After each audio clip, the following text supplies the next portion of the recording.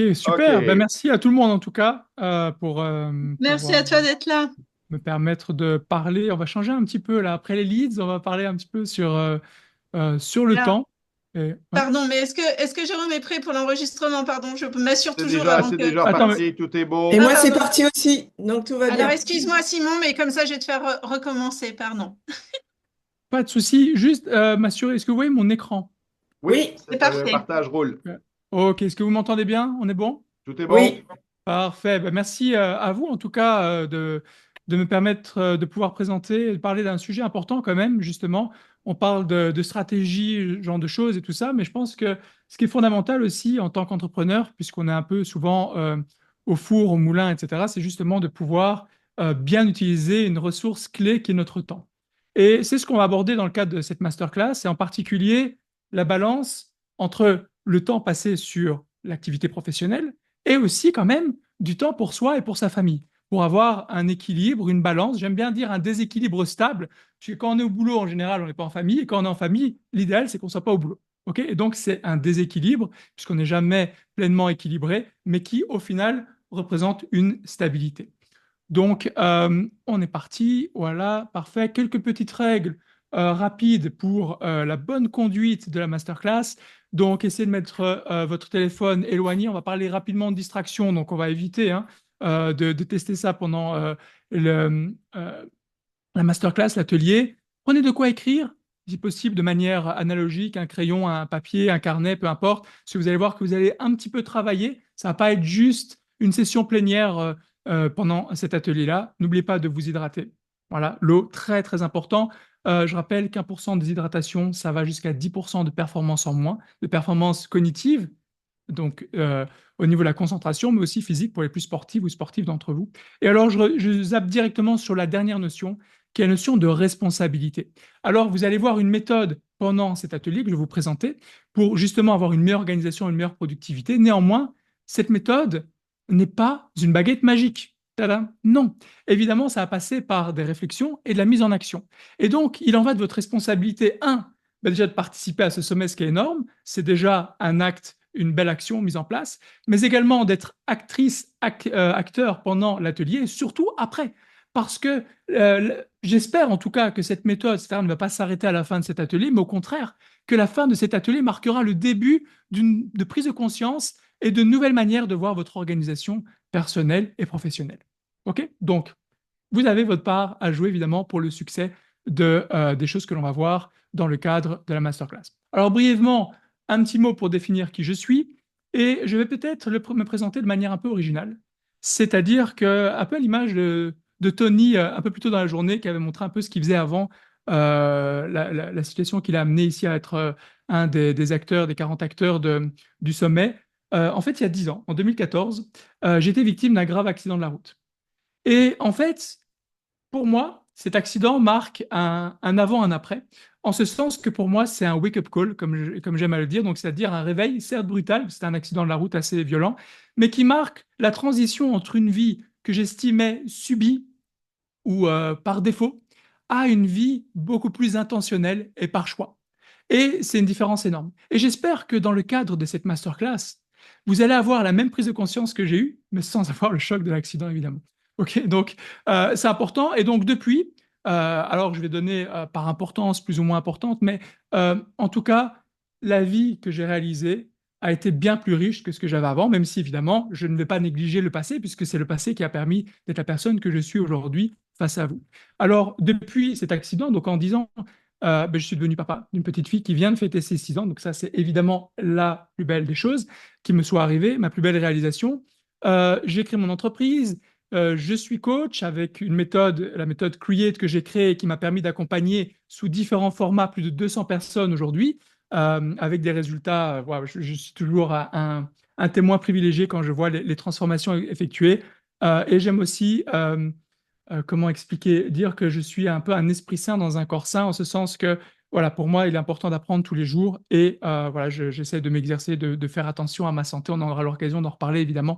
Et donc, je t'ai vu champion de France de mind mapping, j'ai gagné des compétitions en CrossFit. Voilà, tout ça pour vous dire, c'est pas pour me la ramener, pas du tout. C'est juste pour vous dire que quand on est productif, on atteint des résultats que l'on s'est fixés. Et on va voir ensemble une méthode que j'ai créée de productivité et justement que vous allez, je l'espère, pouvoir appliquer pour justement réaliser vos objectifs les plus importants, qu'ils soient professionnels ou personnels. Donc aujourd'hui, je suis formateur en Lean Management et en Six Sigma, en Belgique, en France principalement, et donc, comme je disais, coach en productivité personnelle. OK, donc, cela étant dit, qu'est-ce qu'on va voir dans le cadre de cet atelier? Une méthode sur mesure, et c'est fondamental. Ce n'est pas vous qui allez devoir vous soumettre, si je peux dire, à la méthode. Au contraire, on va avoir une méthode qui va s'adapter à chacune et chacun d'entre vous. Et je pense que c'est sa force. Et aujourd'hui, cette méthode on va voir, hein, vous allez avoir des parties de réflexion, c'est pour ça que j'ai demandé de prendre de quoi noter, mais vous allez voir que vos besoins aujourd'hui ne sont pas les mêmes peut-être que ceux d'il y a 5 ans, ou ne seront pas les mêmes que ceux dans 5 ans. Et donc, forcément, c'est important d'avoir une méthode que vous allez pouvoir utiliser, adapter à vos besoins et l'évolution de ces besoins. Et donc, cette méthode, elle vous permet de quoi? D'être plus productif, notamment au niveau professionnel, pardon, euh, plus épanoui au niveau perso, euh, et donc de réaliser plus de choses et d'avoir une balance plus, en tout cas, un déséquilibre qui soit bien stable pour vous et donc de ne pas travailler au détriment du reste. Donc, le programme de cette masterclass, il va être en 4 parties. L'introduction, que l'on a déjà initiée, dans laquelle on est déjà, qui va faire office de prise de conscience, vous allez voir ça dans un instant. Ensuite, on va parler productivité, on va voir ensemble c'est quoi la productivité. Je vais présenter donc le modèle dont je vous parlais. On va ensuite voir un outil, mais avant de voir l'outil, on va voir des bases qu'il est nécessaire de valider. Et ces bases, c'est le côté justement sur mesure, adapté à votre personne de l'outil que l'on verra. OK? Donc, commençons par le commencement, l'introduction. Et donc, première question. Alors, du coup, Audrey n'est peut-être plus là, donc voilà, Pascal, Jérôme, je vais me permettre de vous utiliser comme relais. Donc, je vais poser une question ici, Pas de très problème. simple. Pas de problème. On a Martin Luther King, on a Steve Jobs, on a Napoléon Bonaparte. La question que je vous pose, c'est qu'ont-ils en commun? Et alors, je me rends compte que ce ne sont que des hommes. Donc la réponse, c'est pas ce sont des hommes, c'est autre chose. J'allais Je le suis dire, désolé, j'allais mesdames. dire, c'est sexiste là. Oui, c'est pas. Non, désolé. Je sais pas pourquoi. C'est voilà, des références qui me parlent et que j'ai pris comme ça. Je m'en suis rendu compte après. Je suis désolé pour ça. Mais bon, voilà. Ils ont une L'essentiel, vision. ils ont une vision très intéressante. Moi, je pense que c'est tous des gens qui avaient eu un genre d'obsession par rapport à un objectif long terme, grand, si on veut. Là. Je n'ai pas la bonne formulation, mais quelque chose de significatif et une, Ok. disons, urgence de faire les choses. Ok, une vision inspirante et une détermination au Oui, quotidien pour la c'est réaliser. beaucoup mieux Ok, dit. super. Je suis assez aligné avec ça, mais c'est même pas ça encore que je voudrais souligner ici. Je vais laisser peut-être une réponse en plus. Après, on y va. Ben, N'hésitez Ça fait pas. partie de notre monde. moi, le mot qui me vient avec Steve Jobs, c'est plutôt obsession. Mhm. L'obsession par rapport aux détails, à creuser, et ainsi de suite. Martin Luther King, c'est quelqu'un que je connais un peu moins, là. J'ai pas lu de biographie sur Martin Luther King jusqu'à maintenant. Napoléon, c'est ça, aussi quelqu'un qui avait des grandes idées, mais je ne sais pas exactement ce que tu voudrais que je te dise présentement. Ok, non mais bon, tout ça est Il y correct. a C'est vrai que- Sophie, il y a Sophie qui a ouvert son micro, donc j'aimerais bien entendre sa réponse. Moi, je disais, ils ne sont plus de ce monde. Ils ont vécu, ils ont réussi, sont plus de ce monde. Ah là là, Sophie qui vient trouver ce que je voulais souligner. Merci Bravo Sophie. Sophie. Ils sont morts, effectivement. Et peu importe la vision extraordinaire qu'ils ont eue, les succès qu'ils ont eus, voire l'argent qu'ils ont amassé, aujourd'hui, croyez-moi, ils donneraient tout pour être à notre place aujourd'hui, à être en vie. Car croyez-moi, être en vie, c'est un privilège, c'est une chance inouïe. OK? Et donc, ça, c'est la première prise de conscience que j'aimerais que vous ayez, c'est de vous rendre compte que la vie, c'est vraiment une chance inouïe de l'avoir et qu'elle est limitée. On a parfois tendance à se dire, ah, ça, je ferai plus tard, ça, à un autre moment, c'est pas le bon moment, etc., pour plein de raisons. Euh, En réalité, ce qui fait la beauté de la vie, c'est son côté fini. Et donc, 4000, à quoi ça vous fait penser? Je vais vous aider un petit peu. C'est le nombre de semaines que l'on a toutes et tous, que l'on va toutes et tous avoir si l'on atteint les 80 ans. Alors, je souhaite, évidemment, je nous souhaite à tous d'atteindre 80 ans, voire plus, évidemment, mais si on prend une vie sur 80 années, eh ben, ça correspond environ à 4000 semaines. Alors moi, j'ai dépassé les 40 ans, donc j'ai dépassé la moitié déjà de ce quota. Et donc, j'ai déjà utilisé une partie de ce temps, il m'en reste une partie, un non négligeable, plusieurs milliers, et la question à se poser évidemment, et c'est la première prise de conscience, et je vous invite vraiment, parce que parfois on ne se pose pas cette question, c'est de prendre conscience sur le fait déjà que votre vie n'est pas infinie. C'est un concept stoïcien.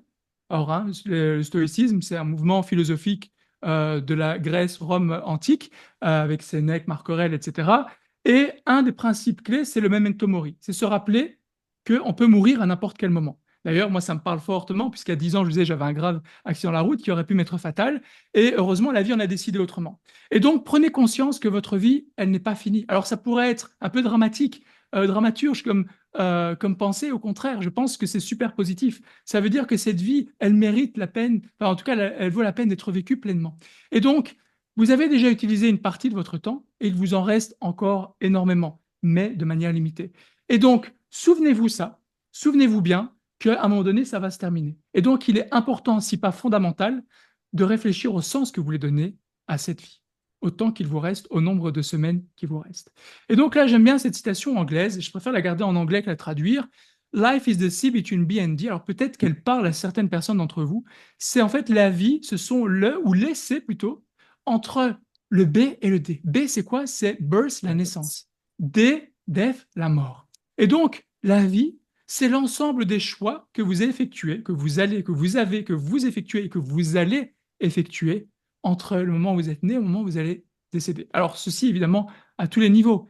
Et la nature de vos choix aura un impact plus ou moins positif sur votre santé, sur vos finances, sur le succès de votre entreprise, sur votre productivité, etc., etc., etc. OK? Et d'ailleurs, d'une certaine manière, par les choix que vous allez prendre, vous allez pouvoir créer, enfin, en tout cas donner le sens au temps qui mérite d'après vous. Okay, donc là, c'est le petit lien avec la méthode Create que j'ai créée. Je l'avais appelée Create pour ça, parce que je pense qu'on est nous sommes les créatrices, les créateurs du sens que l'on veut donner au temps qui est le nôtre. Voilà. Ok. Donc ça, c'était la première partie, une partie prise de conscience. Donc le temps est limité, mais il tient à nous de le créer selon le sens qu'on a envie de lui donner. Et donc, pour ce faire, notre meilleur allié, c'est la productivité. Et donc, justement, vous avez toutes et tous entendu parler de ce terme de productivité, être productif, etc. Et j'aimerais un petit peu, justement, solliciter encore les personnes qui participent à l'atelier ici. C'est quoi pour vous être productif? Ça vous fait penser à quoi la notion de productif, de productivité? Je dis ça parce que parfois, il y a des mots dans la langue française qui aujourd'hui ont une connotation un peu négative. Je pense à exercice, régime, travail parfois aussi. Il y a un côté parfois un peu négatif. Et je vais voir un petit peu ce que vous pensez ou les synonymes de la notion de productif. Je vous laisse lire si c'est OK pour vous, si jamais des réponses. Alors, il y a des réponses. Gestion de temps efficace, nous dit Cathy. Gestion de temps, OK. Avec une énergie minimum, dit Cécile. OK, donc il y a gestion de temps efficace, donc j'entends la notion d'efficacité. On Oui. parle aussi en un minimum de temps, donc il y a la notion, un minimum d'énergie, pardon. D'énergie. Oui, d'efficience, OK. Parfait. Donc là, je vois qu'il y a Annick qui voudrait se connecter. Je sais pas. OK, super. Ah oui, Bon, pardon, merci, tu me dis. pas de Merci, souci. Simon. Aucun problème, avec grand plaisir. Donc, voyons un petit peu, avant de voir ce que c'est, de vous présenter un modèle que j'ai conçu et dont on va discuter évidemment, voyons ce que ce n'est pas. Être productif, ce n'est pas de faire plus, toujours plus, et d'être dans le business, c'est-à-dire l'art d'être toujours occupé. Vous n'êtes pas entrepreneur pour être un bourreau de travail qui est surstressé avec une santé et des relations qui sont dégradées. Je ne crois pas que vous avez signé pour ça. Au contraire, pour moi, être productif, ce n'est pas accomplir toujours plus de choses. C'est d'accomplir moins de choses, mais des choses nécessaires pour que vous puissiez avancer. Et quand je dis avancer, évidemment, on est dans le cadre plutôt de l'entrepreneuriat, du professionnel, donc forcément pour faire avancer et prospérer, croître votre entreprise, mais c'est également pour faire avancer, améliorer votre santé, pour faire avancer, améliorer votre parentalité, vos relationnels, vos apprentissages, etc. Peu importe ce qu'il y a derrière. D'accord? Parce que pour moi, la productivité n'est pas exclusivement liée au travail. La productivité, c'est un tout. Et donc, pour ça, je vais vous présenter mon modèle articulé autour de 3 leviers qui me paraissent en tout cas aujourd'hui, en 2024, essentiels pour être productif et qui, pour des raisons un peu différentes, ne sont pas forcément en tout cas, nous font un peu défaut en 2024. Donc, lesquels sont-ils? Voilà le modèle. Alors, je vais aller droit au but, j'aurais pu faire apparaître petit à petit. Bon, on va aller droit au but. Donc, les trois leviers dont je vous parle, c'est le focus, c'est l'énergie et l'organisation. Donc, qu'est-ce que j'entends par focus? Le focus, c'est être clair sur vos importants. C'est votre vision, on en parlait tout à l'heure, hein, que par exemple, Napoléon, etc., avait une vision forte, etc. Donc c'est important quand même de se poser les questions, de savoir ce que vous voulez réaliser, que ce soit au niveau professionnel, au niveau personnel, les deux. Définir, traduire cette vision en objectifs, etc. Donc là où va vous porter votre focus, vont aller votre temps et votre énergie. Et donc c'est important de bien le définir clairement. À côté de ça, évidemment, vous pourriez avoir une vision claire, mais si votre niveau d'énergie est faible, vous êtes fatigué ou au pire malade, ben ça va être vraiment compliqué d'atteindre ce focus, c'est le cas de le dire. Et donc, le pilier santé, énergie est fondamental. Donc, dedans, qu'est-ce qu'on voit? C'est évidemment la notion de rythme. On va en reparler, c'est vraiment important. On a des pics d'énergie, des moments où on a un peu moins d'énergie, les périodes d'éveil, les périodes de sommeil qui sont vraiment importantes. C'est la notion de bouger, de bien s'alimenter. On est en 2024, on a des soins de santé qui sont au top par rapport à l'histoire de l'humanité. Et paradoxalement, on adopte des comportements qui sont de pire en pire. La sédentarité n'a jamais été aussi présente. On en parle maintenant dans tous les magazines, dans tous les médias. L'alimentation, que dire? C'est affolant. Le nombre d'obésité, de diabète est en train d'exploser, l'inflammation, bref, les maladies inflammatoires, chroniques, etc., sont en train d'exploser. Et donc, c'est vraiment important de renforcer ce pilier clé qui est le pilier de la santé, qui vous donne votre énergie, votre vitalité. Alors, on ne va pas en parler dans le cadre de cette masterclass. C'est un pilier qui, pour moi, est fondamental et que j'adore aborder. Mais voilà, on ne peut pas tout faire en une grosse heure. Donc, focus, on va en parler un petit peu. Énergie, on va un peu moins en parler. Mais sachez qu'ils sont fondamentaux. Et évidemment, l'organisation. Et par organisation, ce sont toutes les méthodes, c'est-à-dire la semaine idéale dont on va parler, les routines, les rituels du matin, du soir, ce genre de choses, tous les outils, Pomodoro, Parkinson, 80-20, enfin voilà, vraiment toutes les choses que vous avez à votre disposition pour justement pouvoir utiliser cette énergie et ce focus à bon escient pour donner le sens qu'il mérite à votre temps. Et donc, vous voyez qu'à l'intersection des trois éléments, focus, énergie, organisation, vous voyez un P, moi c'était un peu trop petit pour que je puisse l'écrire, c'est évidemment le P de productivité. Parce que pour moi, si on a le focus et l'énergie, on est en action. Si on a le focus et l'organisation, on est sur l'attraction, on sait vers quoi on veut aller. Si on a un bon niveau d'énergie, une bonne organisation, d'ailleurs ça avait été partagé, on a de l'efficience. Et donc quand on a les trois, je crois qu'on est vraiment pleinement productif. On sait où on veut aller, on a la bonne énergie pour y aller et on est bien outillé, on a les bonnes méthodes sur mesure adaptées. C'est ce qu'on va voir évidemment dans cette masterclass pour justement pouvoir réaliser tout cela et donc être productif. Donc, en résumé, être productif, de mon point de vue en tout cas, c'est faire moins et pas plus, mais les bonnes choses. Donc être efficace, c'est-à-dire les bonnes choses au niveau professionnel. Qu'est-ce qui est important pour vous? Qu'est-ce qui crée de la valeur? Au niveau personnel, qu'est-ce qui va vous mettre en bonne santé? Au niveau familial, du temps avec votre partenaire, vos enfants, etc., etc. Au bon moment. Au bon moment, c'est quand? C'est quand vous avez le bon niveau d'énergie et quand vous êtes bien attentionné, bien focus, etc. Et donc, du coup, ça permet d'être efficace et efficient. Ce sont les deux termes que vous avez partagés. Donc, bravo aux personnes qui avaient partagé ça.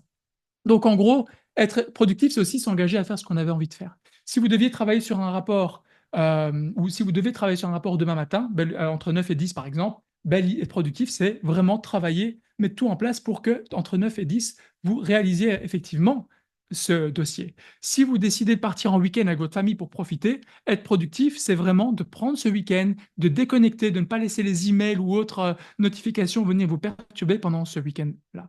OK? Et donc, en réalité, être productif, c'est faire de votre temps votre plus grand allié pour avoir une vie épanouie entre un pro prospère, un perso épanouissant et donc une vie de famille voilà, sereine et pleinement profitée.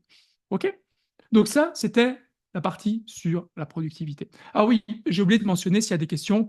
Peut-être je peux faire des petites pauses entre les parties comme ici, une transition, ou alors on aura du temps à la fin pour rassembler les questions. Je pense que peut-être pour la fluidité, ce sera peut-être mieux de faire après, mais parfois je sais qu'il y a des questions qui peuvent être plus vraiment ciblées sur les éléments que l'on vient de voir. Donc je ne sais pas, Jérôme, Pascal, ce que vous préférez. Moi, c'est mon kiff. J'ai C'est envie de pour revoir. toi. Donc, C'est toi qui décides. moi, avec, Alors, je dirais que pour la fluidité, et pour m'assurer qu'on ait vraiment le temps de bien couvrir l'ensemble de la masterclass, alors qu'on réserve les questions peut-être après, alors, comme ça, parce Parfait. qu'après, on prend une question, puis une deuxième, et parfois ça peut, Ça peut enfin, être j'espère en tout débrouillé. cas qu'il peut y avoir plein d'intérêt, et que donc, on s'assure de On terminer à regarde temps. le chat, t'inquiète pas, Simon.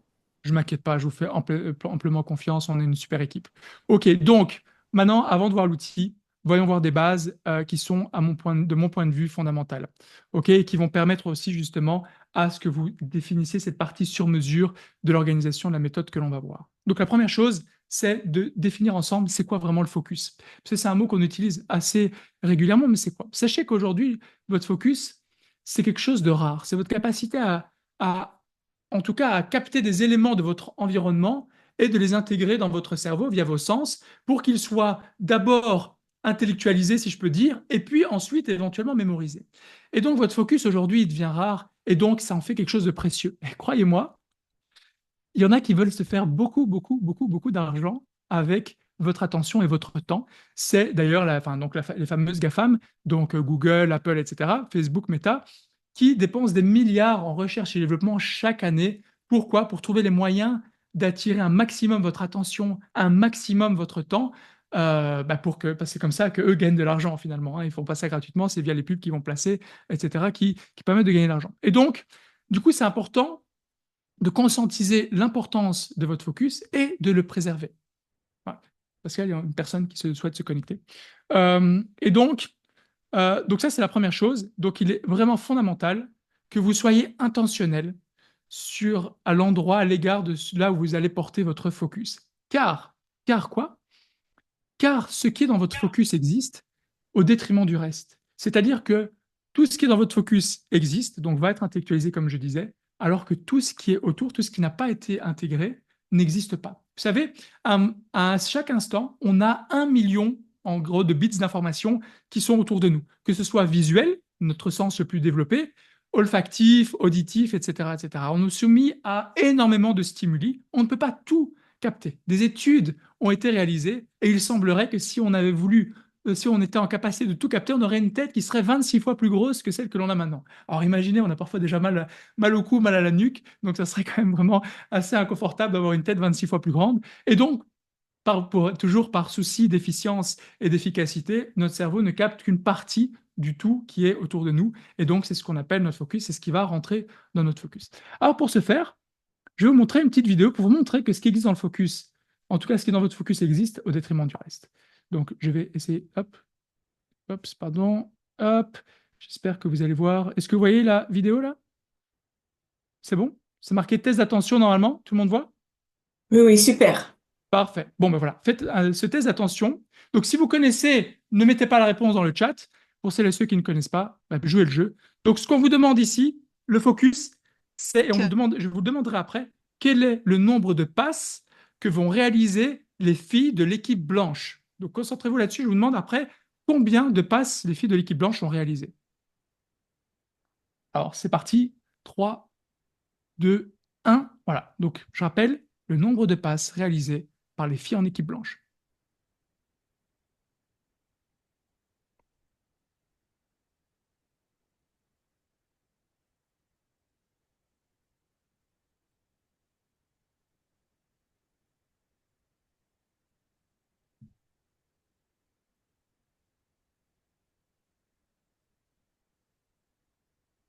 Voilà. OK. Alors, dans le chat, quelle était la bonne réponse? Combien de passes?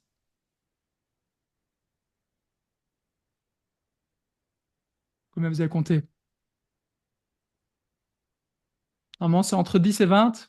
Je dirais même entre 15 et 20. Il y a des réponses? Pascal, je sais pas. Ah, je t'entends pas, Pascal. Tu as 16, 17, 6, 16. 6. 14. Alors, la bonne réponse, c'est 16. Il y a eu 16 passes. Alors, Voilà. on va pas revenir dessus. La question que j'ai envie de vous poser maintenant, c'est est-ce que vous avez observé autre chose pendant cette vidéo? Des choses un peu incongrues ou des changements? Alors, il y a François qui dit, ah, j'ai peut-être trop regardé le reste. Ok, pas de souci. Ah ben voilà, donc Oh, moi, le entre guillemets, le gorille. focus. si je peux me Il permettre. y a le gorille, dit Il y a le un Trois gorille. poilu personnes quatre personnes, trois personnes qui ont à le Alors, rideau. et le rideau le rideau, bien vu, effectivement. qui Donc, il y change a de trois couleur. changements, en fait. Bravo. Moi, j'avais pas du tout constaté, hein, Il y franchement. a trois changements, en fait. Si vous regardez bien, et ça, c'est la Ah! vitesse réelle. Le gorille, il était là, devant vous, comme ça, à cette vitesse-là. Alors, qu'est-ce qui a changé aussi? J'arrête sur image, et puis comme ça, on peut couper. Le rideau qui était rouge est devenu doré, ocre. Et regardez combien il y a de joueuses dans l'équipe noire. Plus Ah, que il en deux, manque une. alors Oui. qu'elles étaient trois. Donc il y a eu tout ça. Et alors peut-être certains ont vu, bravo, peut-être certains connaissaient, ok, mais pour la majorité d'entre vous, je pense, vous n'avez pas capté tous ces changements et pour cause, vous étiez focalisé sur le nombre de passes de l'équipe blanche. Et donc vous voyez que ce qui est dans votre focus existe au détriment du reste. Peut-être certaines personnes ont dit, mais le gorille était évident. Peut-être certaines personnes n'ont pas vu ce gorille. Et pourtant, il est passé, il a fait même un petit passage tranquille. Et, donc voilà, donc il était complètement visible. Voilà. Ok, donc ça c'est important. Donc cette vidéo illustre assez bien. Alors ici, je vais reprendre un point important aussi du focus qui vient d'un livre de Nir Eyal que je vous recommande. Hein, on parlait un peu plus tôt dans la journée de référence au niveau livre. Ici, c'est imperturbable, indestructible en anglais. Et donc l'idée, c'est quoi? C'est votre focus, c'est définir là où vous voulez aller. Alors ça peut être votre vision, vos objectifs, hein, vraiment ce qui est important pour vous. Et ce qui est important pour vous, ça va être votre sujet d'attraction. En latin, attractere veut dire aller vers. Et donc, à chaque instant, vous avez le choix de laisser entrer, intentionnellement ou non, des choses qui vont vous permettre d'aller vers votre objectif, vers votre vision, ou au contraire, de vous en éloigner. C'est ce qu'on appelle les distractions. Distractere, éloigner d'eux. Et donc, voilà, on va revenir ici sur. On va pas rentrer dans le détail du module, comment passer en mode focus, etc. Ça, voilà, c'est possibilité d'aller plus loin, mais voilà, je vais limiter ça ici. Mais c'est important que vous compreniez les bases de ça, c'est-à-dire que là où vous allez mettre votre focus, vous allez mettre votre énergie et votre temps.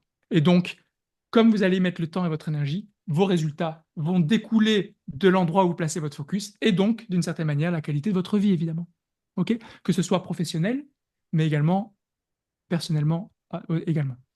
Donc, je vais introduire un concept avec vous. On va faire un premier exercice ensemble pour définir quelque chose d'un peu sur mesure. Alors, le focus, il peut être évidemment, on est dans le cadre d'un sommet entrepreneurial, donc on est forcément fortement orienté dans le professionnel. Moi, ici, l'idée, c'est de ramener aussi quand même la partie équilibre, balance.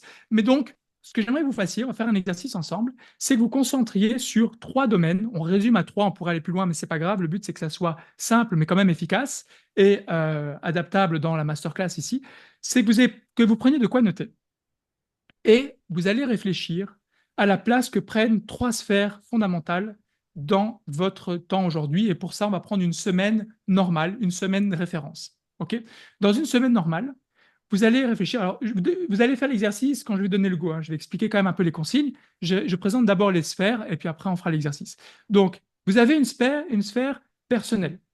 Cette sphère personnelle, c'est vous, avec vous-même, votre repos, vos loisirs, le fait d'apprendre, de vous, enfin, votre développement personnel, ce genre de choses, et le sport aussi, tout ça. Ok, donc ça, c'est la sphère personnelle, le temps que vous prenez pour vous, pour évoluer au niveau santé, etc.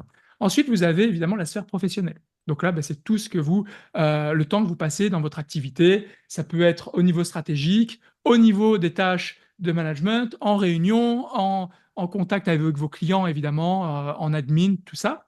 Et votre famille. Alors là, bon, il peut y avoir peut-être plusieurs cas. Pour les personnes qui sont en couple, ben, c'est votre couple. Pour les personnes qui ont des enfants, ben, c'est avec vos enfants, etc. Et pour les personnes qui seraient célibataires sans enfants, on ne sait jamais, soit vous pouvez éliminer cette sphère, ou je vous demanderai plutôt d'ailleurs de la remplacer par une sphère plutôt alors sociale, et plutôt vos amis, etc. OK? Comme ça, tout le monde a trois sphères, peu importe votre situation personnelle. Donc, l'exercice que je vous demande de faire maintenant, je vais me donner quelques temps pour ça, ça va être de dessiner les trois sphères. Alors écoutez avant de commencer parce qu'il y a deux dimensions. La première dimension, ben, c'est la dimension à proprement parler, c'est la taille. La taille des sphères correspond à la place que ces sphères prennent dans une semaine type de votre quotidien, de votre situation actuelle, maintenant. Évidemment, plus la sphère va être grande, plus elle prend de place, plus elle est petite, moins elle prend de place. OK, ça j'espère que c'est bien clair pour tout le monde. Deuxième dimension, c'est la connexion. Si vous voyez bien, j'ai fait en sorte que les sphères soient voilà, un petit peu en intersection les unes des autres. Et donc, ce que j'aimerais que vous mettiez aussi, c'est éventuellement ces intersections ou justement des exclusions. Peut-être que les cercles sont intimement liés. Par exemple, votre développement personnel passe par votre travail, parce que dans le cadre de votre travail, ben, vous apprenez, vous développez, etc. Donc, il y a peut-être un petit lien entre le perso et le pro. Peut-être que vous travaillez avec votre compagne, votre compagnon, on ne sait jamais. Alors, dans lequel cas, ben, le côté familial pourrait être intégré aussi à la dimension professionnelle. Voilà. Ou alors, peut-être que tout est complètement séparé et c'est OK. Il n'y a pas de bonne réponse. OK? La meilleure réponse pour vous, pour l'efficacité de cet exercice, c'est celle qui soit la plus honnête, la plus représentative de votre réalité aujourd'hui. OK? Donc, je vous laisse quelques temps pour dessiner ces sphères. J'espère que c'est OK pour les consignes. Donc, quelle est la taille proportionnelle de ces trois sphères en fonction du temps qu'elles prennent dans une semaine type? Et est-ce qu'il y a des interactions éventuelles entre ces sphères? Voilà.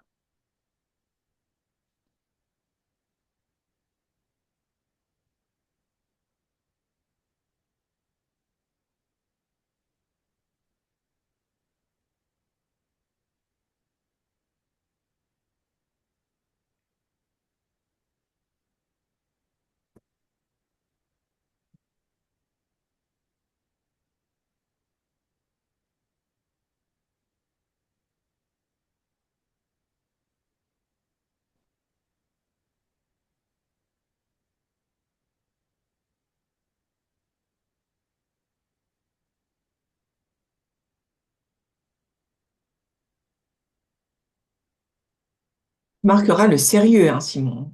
Ouais, non, mais je voyais Cathy à l'image, super appliquée, c'est top, l'exercice est bien fait. Parfait. Donc, ce que je propose maintenant, donc, c'est de prendre maintenant quelques secondes. J'imagine que vous avez plus ou moins fait vos cercles, et c'est de prendre quelques secondes de réflexion en vous demandant, tiens, qu'est-ce que je remarque? Est-ce qu'il y a quelque chose qui me paraît euh, voilà, peut-être prend trop de place ou une chose qui prend pas assez de place. Tiens, cette interaction, elle est trop forte, j'aimerais qu'elle soit un peu moins forte, ce genre de choses. Et ce que j'aimerais maintenant, c'est que vous dessiniez toujours ces trois cercles, mais dans votre idéal et dans un idéal à 3 mois. Je prends 3 mois pour que ce soit voilà, les premiers pas. Si vous deviez changer les choses de manière réaliste, mais un petit peu quand même avec un minimum d'ambition sur 3 mois, quels seraient les changements qui seraient les plus importants pour vous? À quoi ressembleraient, en d'autres termes, ces sphères dans un meilleur idéal pour vous? Est-ce qu'il y en a une qui réduirait de place? Est-ce qu'il y en a une qui prendrait plus de place? Est-ce qu'il y en a une qui serait en intersection plus forte, moins forte, etc.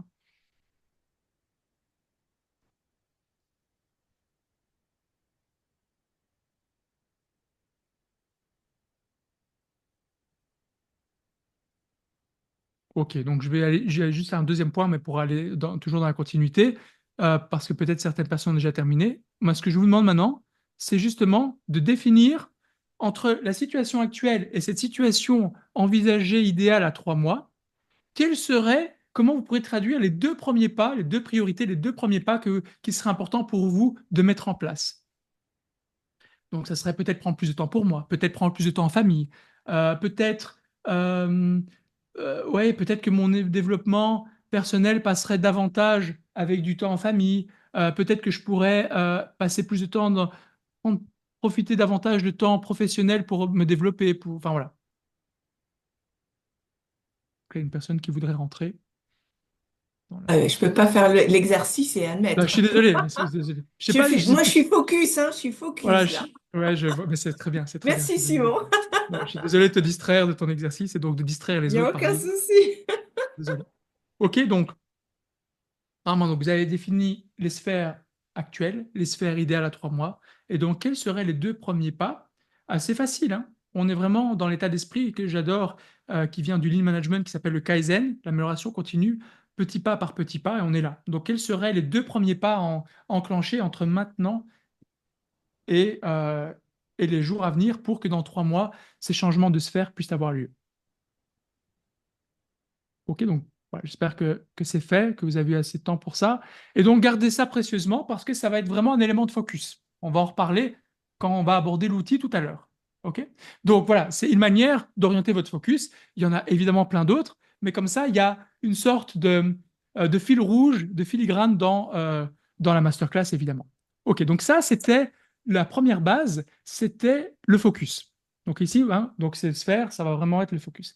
Alors maintenant, ça va être des bases un peu plus personnelles, apprendre un petit peu à se connaître et peut-être qu'on va prendre l'opportunité de se poser des questions qu'on ne s'est pas vraiment toujours posées par rapport à notre organisation. Et donc, j'ai appelé ça les bases se connaître. Donc, sachez, mesdames, messieurs, que notre énergie varie. Voilà, là, je donne un scoop de dingue, un truc de fou, mais notre énergie varie et c'est très, très, très personnel. On a chacune et chacun ce qu'on appelle un rythme circadien, parfois appelé notre horloge biologique sur 24 heures, qui fait qu'on a des temps d'éveil qui se succèdent à des temps de sommeil, d'éveil, etc. Pendant nos heures d'éveil, on a parfois des moments où on a un niveau d'énergie plus élevé, les pics d'énergie, et des moments d'énergie qui sont plus faibles. C'est tout à fait humain. Spoiler alerte, nous ne sommes pas des robots, nous sommes des humains. Et nous sommes des êtres, non pas logiques, mais biologiques. C'est-à-dire qu'on a des niveaux d'énergie qui fluctuent, on a des neurotransmetteurs et des hormones qui fluctuent et qui font que justement, on a tantôt plus d'énergie, tantôt moins. Et c'est OK. Ce qui est importantissime, par contre, c'est d'essayer de conscientiser quand est-ce qu'on a ces pics d'énergie et quand est-ce qu'on a ces crashs ou ces coups de moins bien énergétiques. Et c'est tout à fait propre, tout à fait personnel, et d'ailleurs, c'est euh, assez fortement lié à la génétique. C'est ce qu'on appelle parfois communément les chronotypes. Vous avez peut-être déjà vu dans la littérature, vous voyez, il est du type loup, du type ours, lion, dauphin, ce genre de choses.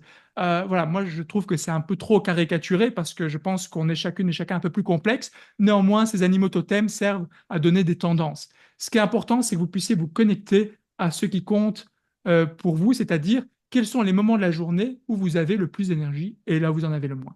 Alors, pour ce faire, je reprends un concept qui me parle assez bien, qui vient du livre At Your Best, qui n'a pas été traduit à ma connaissance, de Carey Nieuwhof, et qui introduit trois zones. La zone verte, bon, enfin, la green zone, c'est en anglais, mais que j'ai habilement traduit, truc de fou, zone verte, la zone jaune dont on parlera, et la zone rouge aussi. Donc, la zone verte, c'est quoi? C'est la zone qui correspond au moment de la journée où vous êtes au top de votre énergie, où vous avez vos pics d'énergie optimaux. Et donc, vous voyez ici, j'ai repris une journée énergétique qui correspond à mon profil à moi. Moi, je suis plus alerte fin de matinée et fin de journée. Et je sais notamment que si je veux être productif au niveau boulot, ben, j'ai intérêt à, en tout cas, blinder, on en reparlera, en tout cas, à respecter ces heures entre 10 et midi qui sont cruciales pour moi. Et j'ai remarqué que, par exemple, les 17-19 où je suis aussi assez bien, ça va peut-être pas être de l'ordre de l'intellectuel, mais plutôt du physique. Et donc, c'est là où je vais réserver mes créneaux d'entraînement de sport, par exemple. Ok. Ça, c'est valable pour moi. C'est pas mieux que si vous, c'est le matin, tôt le matin ou pas. On est toutes et tous différents. C'est OK. Le principal, c'est vraiment d'être honnête et de bien se connaître. Ensuite, la deuxième chose que je vous invite à faire, c'est de déterminer les zones rouges, c'est-à-dire les moments de la journée où vous êtes le moins bien. Forcément, on a toujours des moments où on est un peu down, on est un peu moins bien. C'est normal. Moi, c'est au lever. Au lever, je sais que voilà, il ne faut pas me demander de faire une activité qui demande beaucoup de focus ou même de faire du sport. Et la période après le repas. Alors, la période après le repas, c'est assez commun quand même parce qu'il y a aussi le repas, justement, il y a toujours un moment un petit peu plus calme postprandial après le repas. Donc voilà, donc ça, c'est en tout cas mon cas à moi. Et donc, c'est important parce que du coup, bah, les zones qui ne sont pas vertes ni rouges, bah, c'est celles qui vont devenir vos zones jaunes, c'est-à-dire des zones un petit peu intermédiaires au niveau de l'énergie. Alors vous allez voir que définir ça est fondamental dans l'élaboration de la semaine idéale dont on va parler dans quelques minutes, puisque évidemment l'idée c'est d'associer les bonnes tâches au bon niveau d'énergie. Ça paraît évident, ça paraît tellement bête quand je le dis comme ça, et pourtant, est-ce que vous réfléchissez, est-ce que vous organisez votre temps comme ça? Peut-être oui, et c'est très bien, mais peut-être pas. Et donc c'est peut-être le moment de réfléchir à ça, de se poser des questions sur vous-même que vous ne vous êtes pas posées, parce que devinez quoi? Ben, votre corps, il vous parle tout le temps. Quand vous mangez des choses, est-ce que vous les digérez bien ou pas? Votre corps parle. Le matin au réveil, est-ce que vous êtes en forme ou pas? Est-ce que vous avez passé une bonne nuit? Votre corps vous le dit. Et il est beaucoup plus précis que des bracelets connectés. Est-ce que vous avez un niveau d'énergie élevé ou pas? Votre corps vous le dit. Et donc, c'est important de pouvoir être à l'écoute ou enfin, en tout cas, d'être à nouveau, si vous avez peut-être perdu cette connexion, d'être à nouveau à l'écoute de votre corps parce qu'il vous parle sans arrêt. Ok. Donc, des bases aussi très importantes, c'est que vous ne pouvez pas tout faire. Personne ne peut tout faire. On aurait toujours plus de tâches à faire que de temps disponible. Ça, c'est une certitude. Et donc, je rappelle la notion de productivité qu'on a vue. C'est pas de faire plus, c'est de faire moins, même les choses importantes. Ok. Donc, ayez conscience de ça. Vous ne pouvez pas tout faire. C'est un combat perdu d'avance. Et les personnes qui, malgré tout, tentent de le faire, hélas, ben, c'est la voie royale vers un stress chronique, une pression, une frustration chronique, voire même un peu le mal de la fin du siècle passé, du début de ce siècle, le burn-out, avec des déclinaisons, Borat, etc. Ok. Donc prenez conscience de ça. C'est vraiment important. Ensuite, notre niveau d'énergie va impacter notre productivité. Évidemment, je ne vais pas vous le cacher, ça coule de source. Plus votre niveau d'énergie est élevé, plus votre productivité potentielle est élevée. Pourquoi je dis potentielle? Parce que vous pourriez avoir un niveau d'énergie très élevé, mais ne pas être bien organisé ou ne pas être clair sur ce que vous voulez faire. Et donc, dès lors, vous auriez plein d'énergie, mais que vous n'utiliseriez pas à bon escient. Et donc, je dis bien que votre productivité potentielle dépend fortement de votre niveau d'énergie. Et sachez quoi? Sachez que forcément, chaque jour, vous avez potentiellement un niveau d'énergie différent. Alors, on a vu tout à l'heure qu'il y avait un peu des patterns, donc des schémas un peu répétitifs, où avec des moments de la journée, vous avez plus d'énergie, etc. Mais il y a aussi des journées, euh, et c'est basé aussi sur la notion de cycle. Les saisons, ici, on est en automne, et donc, en tout cas, en Belgique, en France, etc., ben forcément, là, il fait déjà sombre, il fait déjà noir, clairement. Donc, peut-être qu'il y a moins de lumière, donc moins d'énergie, ça a un impact. Peut-être que vous avez moins bien dormi, donc le matin, vous avez moins d'énergie. Vous êtes peut-être à 25% de votre énergie, alors que d'autres matins, vous réveillez en pleine forme avec 150% d'énergie. Tout ça, c'est intéressant et on va le voir, ça demande un système qui vous permette d'adapter tout ça, qui soit adaptable, qui puisse dépendre aussi de votre niveau d'énergie, qui n'est pas toujours linéaire, d'accord? Donc, c'est important. Ensuite, vous avez parfois des contraintes dans votre vie. Et donc, les contraintes d'aujourd'hui ne sont peut-être pas les mêmes qu'il y a 5 ans, ne sont pas les mêmes dans 5 ans, et c'est OK. Je rappelle que l'idée, c'est de l'utiliser à bon escient à l'instant T. Et donc, parfois, les contraintes, ça peut être une vie familiale, ça peut être des obligations. Ben, vous êtes peut-être malade, vous avez pris le Covid, ce genre de choses, des choix de vie.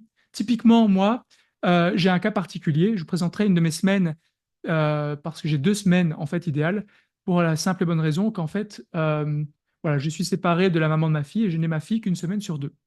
Et dès lors, j'organise mon temps différemment la semaine où j'ai ma petite et la semaine où je ne l'ai pas. Ma fille, c'est ma priorité. D'ailleurs, étymologiquement, jusqu'au XVIIIe siècle, le mot priorité n'avait pas de pluriel. C'était un mot au singulier, parce qu'il n'y avait pas plusieurs priorités, il n'y en avait qu'une. D'ailleurs, si on réfléchit, c'est assez logique. Et moi, si je devais mettre une priorité, ça serait évidemment ma fille. Et donc, la semaine pendant laquelle j'ai ma fille, c'est une contrainte non négociable, c'est que je ne travaille pas après 15h30. Elle a 6 ans, elle est en première primaire en Belgique, c'est donc le CP en France, je ne sais pas au Canada, je suis désolé. Et donc, c'est non négociable qu'à 15h30, voilà, je vais la chercher. À midi le mercredi, je vais la chercher. Quitte à peut-être moins avoir de chiffre d'affaires, peu importe, c'est mon choix. Voilà, je ne dis pas que vous devez faire la même chose. Je vous explique juste une contrainte qui est la mienne, une semaine sur 2. Évidemment, je me rattrape la semaine suivante. Je ne mets pas de formation la semaine où j'ai ma petite, je mets mes formations la semaine où je ne l'ai pas, etc., etc. OK? Et donc, vous avez peut-être des contraintes comme ça. Et donc, c'est important d'y réfléchir, de les conscientiser, ces contraintes. Parce que forcément, elles impactent votre utilisation du temps, et ne pas les écouter peut vous mener à la frustration. Ensuite, une autre notion, un peu liée quand même aux contraintes, c'est la notion de limite. Et là, c'est un petit peu des règles, un peu des contrats que je vous propose de vous fixer à vous-même.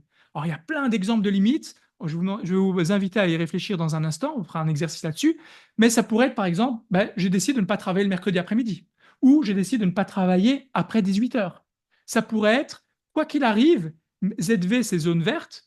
J'avais introduit l'acronyme tout à l'heure, mais je ne l'ai pas dit, mais donc zone verte, je blinde mes zones vertes. Ça veut dire que je ne prends pas de rendez-vous, je ne laisse personne venir interrompre les heures les plus précieuses de mon temps. Parce que oui, on en reparlera, toutes les heures ne se valent pas. Les heures où vous avez le plus d'énergie valent beaucoup plus que les heures où vous en avez moins. Et donc, de grâce, essayez de les blinder, essayez de les sacraliser. Et par exemple, ça peut aussi être des règles, des limites comme, par exemple, je check mes mails 2 fois par jour, etc. 70%, 70% des emails sont lus dans les 8 secondes après réception. C'est hallucinant. Est-ce que vous allez mettre dans la machine à laver, vous allez lancer une machine à laver à partir du moment où vous avez un seul habit qui est sale?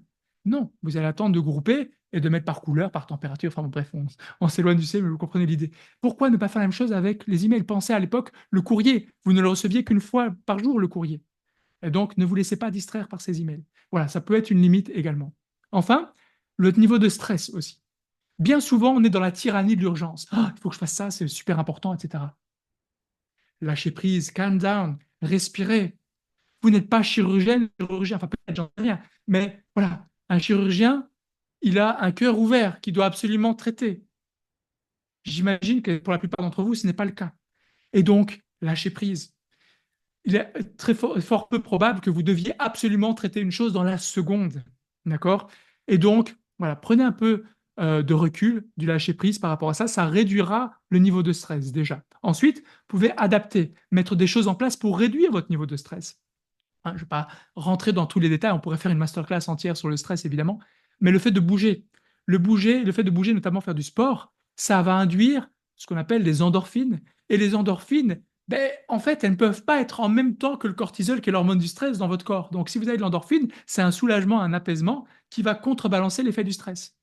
Peut-être le meilleur moyen d'ailleurs qui existe pour réduire le taux de cortisol, donc l'hormone du stress, c'est ce qu'on appelle la cohérence cardiaque. Cohérence cardiaque, c'est justement aligner le niveau de stress avec le niveau de repos, les mettre en cohérence tous les deux par un outil que vous avez à votre disposition qui est gratuit sans effet secondaire, c'est votre respiration. Et alors, évidemment, vous pouvez aussi adapter votre emploi du temps en rajoutant des périodes, on va en reparler, mais des périodes tampons ou des périodes de repos. Si vous voyez que vous êtes dans une période un peu plus chargée, n'hésitez pas de manière anticipative à alléger votre emploi du temps et en tout cas de rajouter des moments, des créneaux plutôt tampons pour absorber cette charge supplémentaire pour être sûr de vous reposer. Et non, les repos n'est pas pour les lâches ou pour les faibles. Le repos est essentiel pour être productif. Pensez, si vous faites du sport, et notamment peut-être de la salle, des exercices, des machines avec des poids, à un moment donné, quand vous sollicitez trop vos muscles, ben, on arrive à un état qu'on appelle l'échec musculaire, c'est-à-dire qu'on ne peut plus même utiliser le muscle parce que c'est fini. Il est, entre guillemets, cramé. Et donc, qu'est-ce que vous avez besoin de faire? Ben, de vous reposer. Eh bien, votre cerveau, c'est la même chose. Vous ne pouvez pas le tirer sur la longueur pendant des semaines. Enfin, ici, bon, c'est exceptionnel pour le sommeil, j'imagine, mais en tout cas, l'idéal, c'est de ne pas essayer de tirer trop sur la corde. À chaque étape de concentration, prenez une étape de repos, de concentration, de repos. En ce sens, la méthode Pomodoro est excellente puisque c'est des périodes de travail qui s'enchaînent à des périodes de repos, etc. Donc vraiment, adaptez vos tampons repos par rapport à la charge, surtout si vous sentez que vous êtes un petit peu en mode stress plus, plus, plus. Et enfin, si vraiment c'était nécessaire, n'attendez pas qu'il soit trop tard. N'hésitez pas à vous faire accompagner par des coachs, par des thérapeutes éventuellement ou des mentors. Voilà, je pense que c'est parfois bien d'être accompagné, de pouvoir partager et en tout cas exprimer ce que vous ressentez plutôt que de garder pour vous et voilà, que ce soit un peu plus stressant. OK? Donc, l'exercice que je vais vous demander de faire maintenant, donc à vos crayons et à vos notes, ça va être de réfléchir à trois choses. Donc, je vais d'abord vous les dire et je vous laisserai du temps pour réfléchir à chacune enfin, à chacun des éléments. Donc, essayez de mettre un peu une journée idéale, un peu comme je vous ai fait tout à l'heure, et définir sur cette journée quels sont les moments où vous êtes les plus alertes, vous avez le niveau d'énergie le plus élevé, et éventuellement les zones où vous avez le niveau d'énergie le plus faible.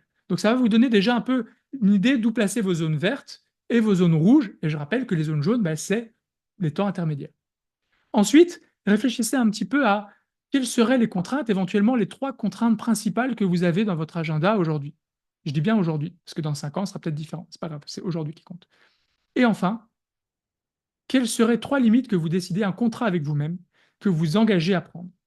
Je rappelle hein, les exemples que j'avais mentionnés, ça peut être j'arrête de travailler quoi qu'il arrive après 18 heures. Je ne traite mes emails que 2 fois par jour, par exemple. Je vais 2 fois au sport, quoi qu'il arrive, je vais 2 fois faire des pilates, du sport, de la course à pied par semaine, etc., etc. Voilà, des contrats avec vous-même. Commençons par trois. Je rappelle, on est dans l'état d'esprit du petit pas après pas, dans le Kaizen. Voilà, donc là, ouais, pardon. Donc là, c'est bon. Je vous laisse quelques temps pour réfléchir à ça. Quand est-ce que vous êtes à votre top au niveau énergétique? Quand est-ce que vous êtes un peu moins en forme? Zone verte, zone rouge. Quelles seraient trois contraintes principales que vous avez aujourd'hui à conscientiser et à respecter pour être plus serein, sereine et moins frustré? Et trois limites ou trois contrats, peut-être je devrais appeler ça contrat, avec vous-même, non négociables.